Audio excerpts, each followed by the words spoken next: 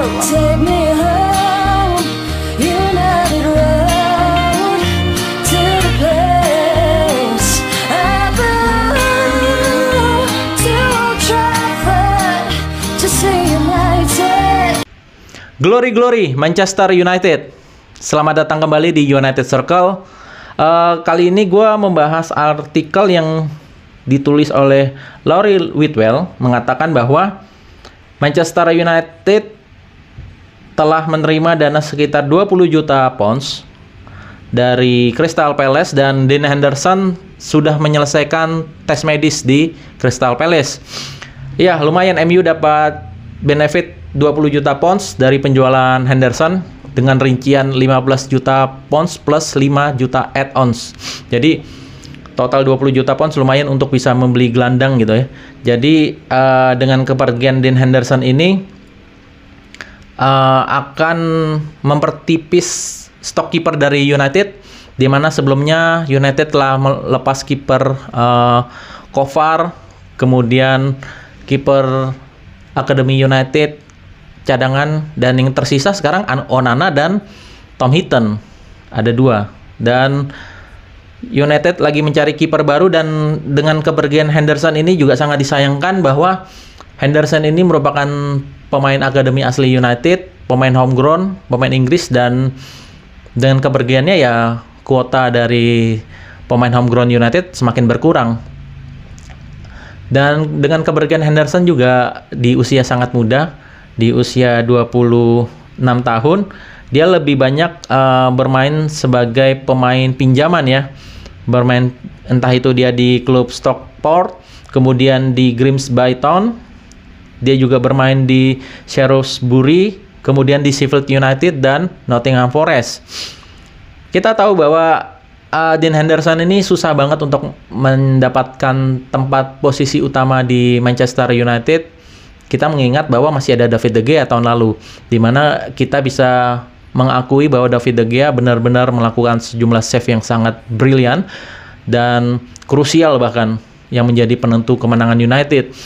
Kemudian Dean Henderson juga pernah waktu itu di tahun 2020 ketika Ole Gunnar Solskjaer mempromosikan dia, bukan mempromosikan, maksud saya adalah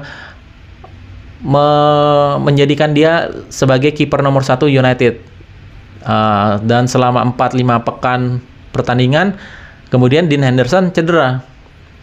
Kemudian ya David De Gea muncul kembali untuk menggantikan dirinya, dan itu sangat disayangkan. Di tahun 2020 itu menjadi titik di awal penurunan karirnya. Dan kemudian setelah itu dia dipinjamkan ke Nottingham Forest. Dan di Nottingham Forest dia juga mencatatkan sejumlah save dan sejumlah rekor yang bagus, penyelamatan yang bagus, dan beberapa clean sheet juga dia lakukan bersama Nottingham Forest. Tapi sayangnya di pertengahan musim 2022-2023 kemarin ya Dean Henderson injury, cedera. Jadi ya dia digantikan oleh Keylor Navas, dan kemudian setelah musim berakhir dia kembali ke United, melakukan pemulihan. Kemudian dia tidak diikut sertakan dalam pre-season kemarin oleh Erik ten Hag, dan di beberapa pekan pertandingan Premier League juga Dean Henderson tidak nampak menjadi cadangan, lebih banyak Tom Heaton. Ya, justru dengan kepergian Dean Henderson ini sangat disayangkan menurut gua, karena ini Dean Henderson ini merupakan kiper super sub, kiper pelapis yang bagus ya. Kiper pelapis nomor 1 Dean Henderson, nomor 2-nya gue masih ingat beberapa puluh tahun yang lalu, bahkan 10 tahun yang lalu, Andreas Lindegaard, kiper dari Denmark, ini juga menjadi kiper pelapis yang bagus bagi United menurut gue. Dan ya, Dean Henderson ini merasa frustasi karena dulu bersaing dengan David De Gea dan susah banget untuk merebut tempat posisi nomor 1 kiper United. Kemudian secara gameplaynya juga Dean Henderson ini bukan tipikal kiper yang bisa mem-build up serangan dari belakang ya. Bisa mengkreasikan umpan-umpan dan ball possession dari belakang. Beda dengan Andre Onana, master class of ball possession sebagai kiper. Tetapi si Dean Henderson ini lebih cenderung dia kiper yang bisa memblok, bisa menepis tendangan dari dekat maupun tendangan dari jarak jauh. Dia mempunyai refleks yang sangat bagus, kelincahan yang bagus, dan gue pikir sih kelemahan dari Dean Henderson adalah dia kurang tinggi ya. Dia kurang tinggi, tingginya tuh hanya 188 sebagai seorang kiper ya. Ini menurut gue tanggung gitu loh. Ya mestinya kiper itu kan di atas 190, tapi ya Dean Henderson tidak kalah agresif juga, tidak refleks dari dia juga sangat bagus. Kemudian